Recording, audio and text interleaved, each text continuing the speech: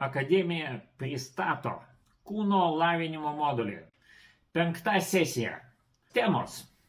Pirma tema – virškinimo sistema ir maisto įsisavinimas. Antra – apšilimas, pramankšta ir atvėsimas. Labai svarbi tema. Ir trečia – baltymai, jų vaidmuo ir poreikis. Pirma tema – virškinimo sistema ir maisto įsisavinimas. Prisiminsim, kas darosi su mūsų kūnu, kai būna streso būsena. Pas mus keičiasi kraujotaka ir jūs tai matot va šitoj schemoje. Kai mūsų virškinimo sistema ramybės būsenoje gauna 20-30% kraujo nuo viso kiekio, kai yra stresas, tai yra 3-5. Ir dabar mes greitai praeisim ir pamatysim tam tikrus kritinius taškus, kuriuos reikia turėti omeny. Ir taip važiuojam. Virškinimo sistema. Kaip matot šitą schemą, jinai parodo tai, kaip jinai atrodo.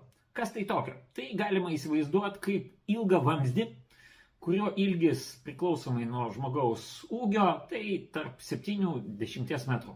Po toks ilgis. Ir susidaro iš tam tikrų zonų, kur yra tam tikri veiksmai, kurie padeda mūsų maistui, kurį mes gaunam, kurį suvalgom, padaryti stebuklą. Jisai iš to, ką mes gavom, jisai sutriuškinamas, įsisavinamas ir mes esam tokie galingesni, didesnės apimtis arba dar kažkokios naujas charakteristikos. Ir taip, kas pas mus vyksta? Kai mes suvalgiam, mūsų maistas pakliūna į skrandį ir ten prasideda tam tikros reakcijos, kai mūsų maistas, kuris tenai pakliuvo, jisai pradedamas skaldyti. Procesas vyksta tam tikrose virškinimo sistemos zonose, kurias reikia tiesiog žinot, šitoj schemai parodyta pagal A, B, C ir D, kur kas vyksta ardoma ir įsisavinama. Jeigu mes pažiūrėsim į skrandį, tai skrandį galima įsivaizduoti kaip tokį rezervuarą, kur ateina visas maistas, susimaišo su skrandžio fermentais, su rūgštim, ardymas prasideda skrandį ir jisai eina toliau. Ir kai maistas išėjo iš skrandžio po tam tikro laiko, laikas priklauso nuo to, koks yra maistas. Internete galite paskaityti lentelės, ten parašyta, koks lengvesnis, sunkesnis, kiek laiko. Jisai pakliūna į 12-pirštę žarną, kur ateina fermentai iš kasos ir tulžies.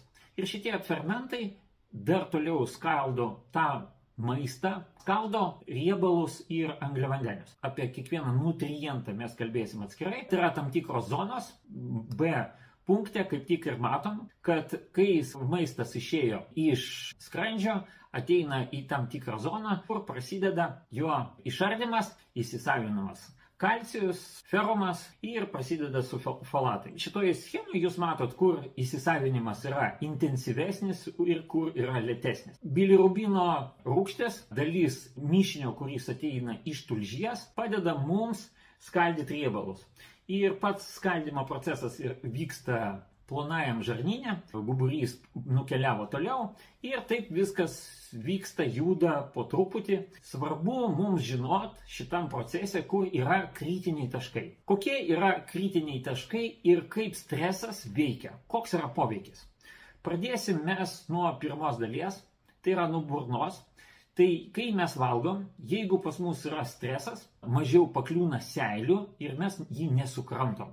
Tai reiškia, mūsų maistas ateina dideliais gabalais, nukrenta į apačią. Kame yra blogumas? Blogumas yra tame, kad dideli gabalai, jie blogai virškinami, kadangi reikia labai daug fermentų ir rūgšties skrandyje tam, kad įvyktų virškinimo procesas, kad jisai prasidėtų. Jeigu maistas yra susmulkintas, procesas vyksta labai gerai.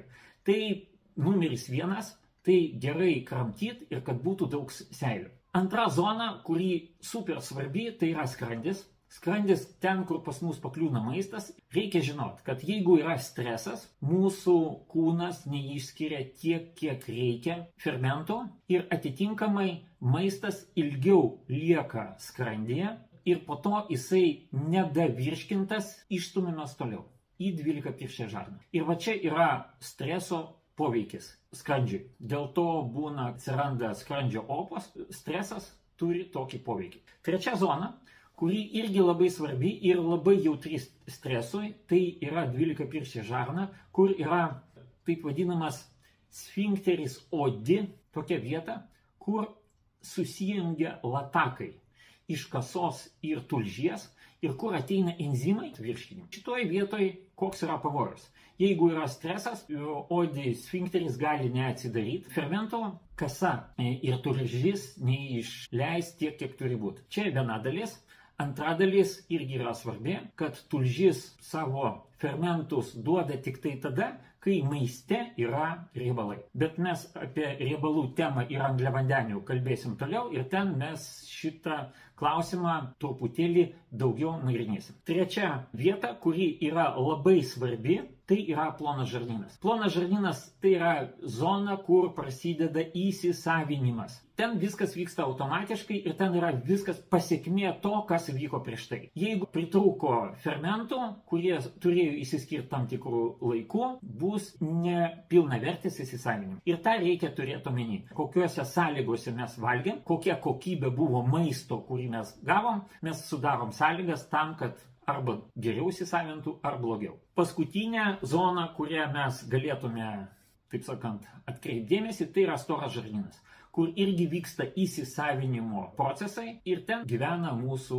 mikrobiota, kuri susidaro iš gerųjų ir blogųjų bakterijų.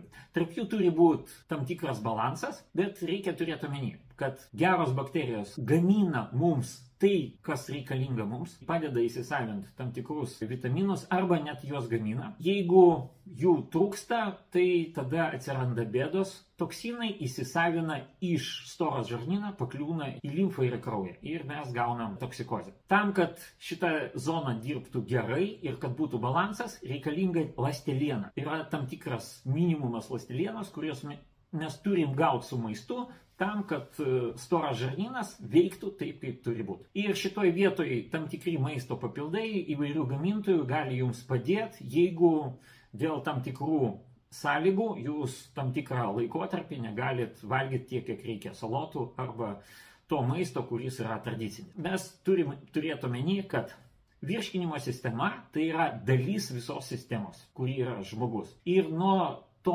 kaip darniai viskas ten suderinta, atitinkamai tiek maistingų medžiagų gaus mūsų kūnas, gyventi toliau, būti energingi, pasiekti tam tikrų rezultatų, kuriuos mes numatėm. Ir mūsų kūnas bus mums dėkingas ir tarnaus labai ilgai. Tiek apie šią temą, žiūrim toliau. Sveiki visi, kūno lavinimo modulis, 5. sesija, kurios metu mes pašnekėsime apie apšilimą ir atvėsimą. Apšilimas ir atvėsimas, jie yra svarbus ir ne visi pradedantieji tą supranta. Dalis būna jiems skiria arba nepakankamą dėmesį, arba jų nedaro visiškai. Kodėl yra svarbu daryti apšilimą? Apšilimas tai visų pirma yra traumų prevencija. Jis paruošia jūsų raumenis, sąnarius, sausgyslės, raiščius intensyvesniam darbui, paruošia juos krūviams. Po to apšilimas padidina jūsų treniruotės efektyvumą. Jis tolygiai įveda į darbą širdies kvėpavimo sistemą. Tai yra kaip viena iš treniruotės dalių, tokia pati pilnavertė, kaip ir pagrindinė treniruotės dalis, kaip ir atvėsimas. Visi treniruotės komponentai, tiek apšilimas, tiek pagrindinė dalis, tiek atvėsimas, jie yra vienodai svarbus ir kiekvienas atlieka savo funkciją. Apšilimo būdai. Aš galėčiau išskirti, mano nuomonė, 3 pagrindinius apšilimo būdus, kurie yra svarbus ir gerai atlieka savo funkciją. Tai būtų sąnarinė mankšta, po to lengvesnių pratimų su kūno svoriu atlikimas ir po to jau paskutinėme etape tai gali būti tikslinių pratimų atlikimas su ženkliai mažesniu nei planuojamas darbinis svoris svoriu. Kuomet atliekate sąnarių mankštą, pereikite prie šiek tiek intensyvesnių judesių, tai yra judesiai tokie kaip kompleksinių pratimų atlikimas, tik jie atliekami kažkiek palengvintai. Jūs galite daryti tiesiog paprastus pritūpimus su kūno svoriu. Jeigu jums yra per sudėtinga atlikti pritūpimus su kūno svoriu, jūs galite atlikti juos prisilaikydami ar už štangos Smito treniruoklėje, ar už švediškos senelės, ar už TRX, tokiu būdu nukraudami kažkiek kojas. Tas pats su atsispaudimais. Darote atsispaudimus nuo kelių, nuo kažkokio tai paaukštinimo, ar nuo stepo suoliuko, ar vėlgi nuo štangutės Smito treniruoklėje ar jėgos rėme.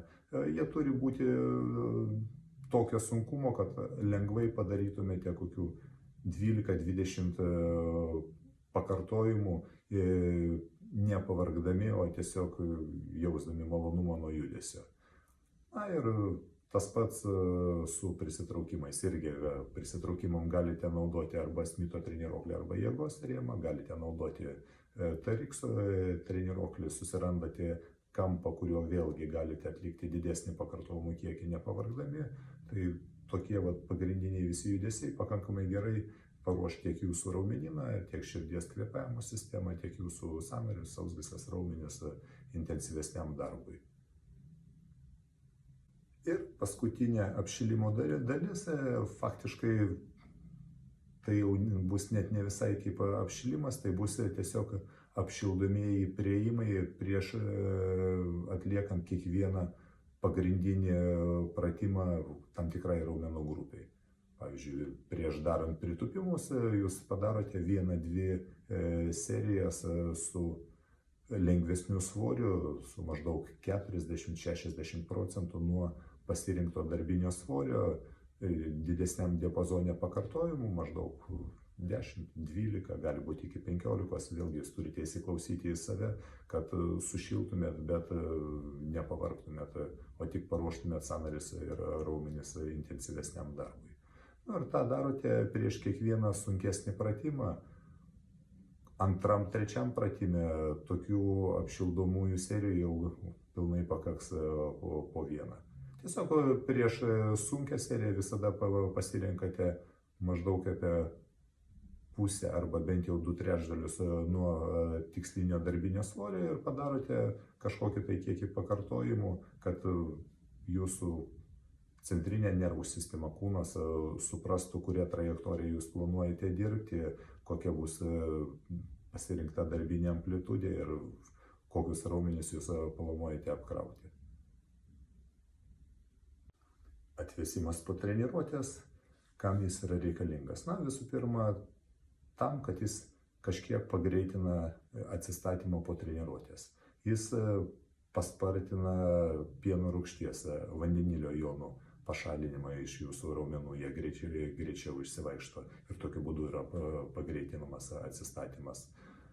Po to, kas dar, lankstumo pagerinimas, nes dažniausiai po treniruotės yra rekomenduojama atlikti kažkokius tai statinius tempimo pratimus, kurie ir gerina raumenų elastingumą, gerina jūsų bendrą paslankumą. Tas irgi yra gerai ir naudinga, tai irgi yra kaip traumų prevencija. Na ir vėlgi tolygus išvedimas širdies kvėpavimo sistemoje iš darbinio ritmo į paprastą jums įprastą ritmą. Tai irgi sumažina potreniruotinį stresą. Baigę jėgos treniruotę, jūs kaip vieną iš atvėsimo būdų galite pasirinkti taip vadinamus kardio pratimus, galbūt tiksliau būtų pavadinti ciklinius pratimus, bet kuriame iš savo mėgstamų treniruoklių. Tai galėtų būti ir bėgimo takelis, eliptinis treniruoklis, irklavimo treniruoklis. Man šitie 3 bent jau patinka labiausiai. Po jų jau pagal, sakykime, efektyvumą eiktų steperis, dviratis, bet jie yra truputį siauresnio profilio, tai pirmi 3 išvardinti man patinka labiau. Vėlgi šiuo atveju aš dabar kalbu apie atvėsimą, tai yra, kad ant jų padirbate ne kažkokiu tai darbiniu režimu, išlaikydami kažkokį tai aukštesnį tempą tam, kad treniruoti širdies kvėpavimo sistemas. O būtent imate vidutinį tempą ir jį paeinate kažkurį laiko tarpą, maždaug nuo 5 iki 10 minučių, tiek, kad jūsų kvėpavimas grįžtų į tas jums įprastas normos ribas, kaip jūs kvėpavote iki treniruotės. Po to jau, tokio kvėpavimo išlyginimo, jūs drąsiai galėsite toliau pereiti prie statinių tempimo pratimų. Na ir užbaigti treniruotę jūs galite su statiniais tempimo pratimais, kurie gali būti atliekami dviejopai. Arba jūs pasirenkate tik pagrindinius tempimus pagrindiniam raumenų grupėm, kurios dažniausiai pas žmogų yra linkusios sutrumpėti ir reikalauja daugiau dėmesio. Tai būtų užpakalinė šlaunų dalis, juosmeninė dalis, krūtinės ląstos raumenynas. Taigi padarykite bent jau tempimo pratimus šioms trim zonom. Taip pat, jeigu jaučiate, kad norite daugiau dėmesio skirti savo paslankumo, raumenų elastingumo gerinimui, tada jau galite, aišku, atlikti daugiau tempimo pratimų. Jūs jau tada žiūrite, kurios jūsų raumenų grupėse reikalauja papildomo dėmesio ir tada kiekvienai grupiai, kuriai jaučiate, kad trūksta kažkokio tai elastingumo, paslankumo, jūs kiekvienai iš tų grupių galite atlikti tempimo pratimus. Atliekate juos statiškai, ištempiate raumenį tiek, kiek jums yra komfortabilu, gali jaustis labai lengvas, švelnus diskomfortas, kvėpuoti stenkitės tolygiai ir ramiai, kuo jūs ramiau kvėpuosite, tuo geriau raumuo atsipalaiduos. Neturi būti jokio skausmo, gali būti tik toks lengvas diskomfortas. Ir stenkitės ramiai įkvėpti, ramiai iškvėpti ir su būtent ramaus kvėpavimo pagalba pasistengkite atpalaiduoti tą zoną, kurioje pradžioje jūs jautėte kažkokią tai įtampą ir tempimą. Jeigu viską darysite gerai, prakvėpavus konkrečią zoną, jums turėtų įtampa sumažėti, jį turėtų atsileisti, turite pajausti, kad jūs faktiškai dar šiek tiek galite tempimą padidinti vėl iki naujo diskomforto atsiradimo. Na ir taip kvėpuodami galite didinti to tempimo intensyvumą 2, galbūt 3 kartus, viskas priklauso nuo jūsų siekiamo tikslų, nuo jūsų turimo paslankumo lygio. Bet pagrindinis principas būtų toks ir pagrindinė rekomendacija. Baltymai, jų vaidmuo ir poreikis. Labai svarbi tema dėl to, kad baltymai yra mūsų kūno pagrindas. Kadangi mes esam baltyminės struktūros ir kaip jūs matot šitai skaidriai, baltymų yra maždaug 15%. Visos funkcijos, o jų yra pakankamai daug, principai susiję su baltyminėm struktūrom. Tai ne tik tai mūsų raumenys, bet visi hormonai, kur mes nepaliesim, visur yra baltymai. Kas yra dar svarbu, kad mūsų kūnas nemoka jų kaupti. Tai yra, kiek mes gavom baltymų suvalgėm, arba juos mes realizavom pagal poreikį kūno statybai, arba jie eina į atsargas kaip energija, arba jie eina į atliekas. Ir taip reikia turėti omeny, kad tos atliekos, kurias mes gaunam, jos keliauja per inkstus ir tai jau galutinis rezultatas, tai amoniakas. Paskutiniai tyrimai rodo, kad nėra tokio efekto, kad mūsų inkstai pradeda streikuoti dėl didesnio baltymų kiekio. Jeigu su inkstais yra viskas tvarkoj, ta sistema dirba gerai, tai bėdos nebus. Kokie būna baltymai ir jų kilmė? Principai yra 2 šaltiniai, tai gyvuliniai ir augaliniai. Jie skiriasi savo sudėtimi. Kas yra ypatingų ir kas mums yra aktualu? Mums yra aktualu tai, kad dalis iš amino rūgščių, amino rūgštis tai yra baltymo sudėdamoji dalis, yra taip vadinamos nepakeičiamos, yra tas, kurias mūsų kūnas mokosi sintezuoti, sudaryti. Reikia turėti omeny, kad nepakeičiamos amino rūgštis, jos vadinamos, jeigu pirksit maisto papildus EAA, jos yra svarbios dėl to, kad jeigu jų dėl kažkokių priežasčių pritrūks, tai mūsų kūnas toj vietoj pasidarys silpnesnis. Ir čia yra didžiausias iššūkis tame, kad šitas efektas jisai atsiranda ne iš karto. Kodėl? Todėl, kad baltymų generacija arba anabolizmas vyksta tokiu labai įdomiu būdu mūsų kūne. Kadangi po tam tikro laiko mūsų struktūros miršta, įvyksta katabolizmas, makrofagai jos išardo ir dalis amino rūgščių eina į reciklingą, panaudojamas antrą kartą. Tai dėl šito efekto pas žmogų deficitas nepakeičiamų amino rūgščių pasirodo ne iš karto, bet nuo to pradeda kentėti tam tikros sistemos, apie kurias mūsų kūnas pradeda galvoti, kad jos yra nesvarbios. Pirma iš tokių sistemų yra lytinė. Pažiūrėsim į kai kurias nepakeičiamas amino rūgštis, kurios yra ypatingai svarbios. Šitoj vietoje norėčiau atkreipti dėmesį į pirmą pavadinimą, kurį jūs matot, tai yra leucinas. Kodėl jisai yra svarbus? Todėl, kad jisai yra vienas iš trigerių, kuris paleidžia baltymų sintezę. Tai jeigu jūs norit, kad baltymų sintezė būtų efektingesnė, reikia, kad jūsų maiste leucino būtų pakankamai arba net gali būti nedidelis perteklius. Leucinas kaip pagrindinė veiklos medžiaga yra papilduose, kurias vadina BCAA, ir ten jie eina su tokiu pavadinimu L-leucinas. L tai yra L forma. Mes matom, kad yra tokie santykiai 2-1-1, 4-1-1, 8-1-1, 16-1-1. Tai kiek yra leucino ir izoleucino ir valino. Tokie būna skirtingi BCAA rinkiniai.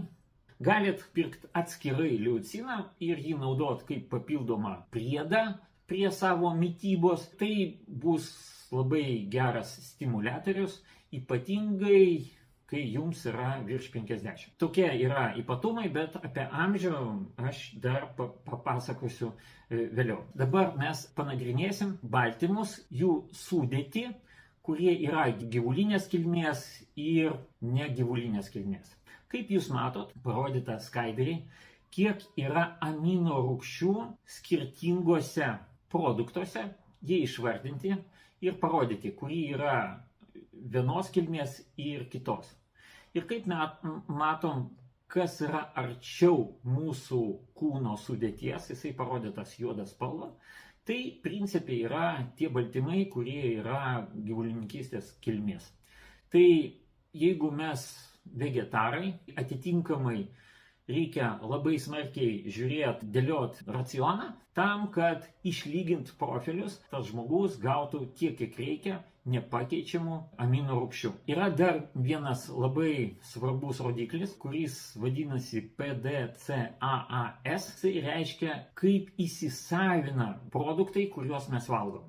Ir čia parodyti koeficientai įsisavinimo. Ir jeigu mes pažiūrėsim, tai koeficientas vienetas, tai yra praktiškai ką mes suvalgėm ir viskas įsisavino, yra pas pieną bei baltymus, kiaušinius, sojo izoliatas, kazeinas. Jeigu mes paimsim net mėsą, tai jau yra 0,92, tai jau nepilnas įsisavinimas. Jeigu mes paimsim kitus produktus, ten dar mažiau, tai reiškia, jeigu prisilaikot tokios dietos, tai atitinkamai maisto produktų, maisto, kurį jūs turit suvalgyti, turi būti daugiau, tai maždaug nuo 20 iki 40%. Bet plus reikia labai smarkiai žiūrėti profilius, kiek yra amino rūgščių, kad balansuot savo mitybą. Šitoj vietoj parodyta labai akivaizdžiai ir tai jūs galit sustabdyti ir paskaityti, kiek yra leucino skirtingose produktuose.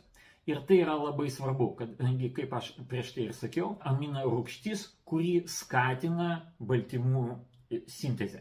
Tai pažiūrėkit ir palyginkit, darykit tam tikras išvadas. Kokios normos yra rekomenduojamos? FDA tai Amerikos agentūra, kuri rekomenduoja ir tikrina, kiek reikia valgyti ir kuo. Prieš 20 metų buvo išleistos tokios rekomendacijos ir kaip jūs matot, jėgos atstovams, tai rekomendacija buvo apie 2 gramus kilogramui ir jeigu daugiau bus vartojamas, tai tikslas nebus pasiektas, rezultatas bus vienodas. Paskutiniai tyrimai rodo, kad yra tam tikri efektai, kurie priklauso nuo kiekio baltymų, kurį mes suvalgėm per vieną kartą. Priklausomai nuo tos dozės baltymų, kurie atėjo į mūsų kūną, galima žiūrėti į tai, kad kaip pakelt tą baltymų kiekį, kurį mes galim suvirškinti, kurios gali perdirbti mūsų virškinimo sistemą. Tai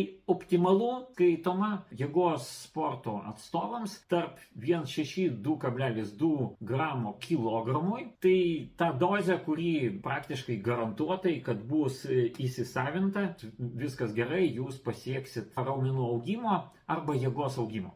Šitoje vietoje dar norėčiau atkreipti dėmesį, kad yra skirtumai tarp jaunimo. Kas yra jaunimas? Tai yra 20, 35, 40 metų.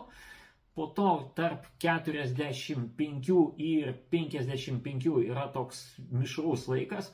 Ir virš 55 prasideda kitas laikotarpis ir pas vyrus, ir pas moteris, kada baltymų kiekiai turi būti kiti. Ir čia reikia turėti omeny, kad kai mes jaunesni, baltymų kiekis turi būti mažesnis, o kai vyresni, jisai turi būti didesnis. Dėl to, kad mūsų fermentinės sistemos nesugeneruoja tiek, kiek reikia fermentų, ir tam, kad padengti fermentų negavimą, mes turim gauti šiek tiek daugiau baltymų.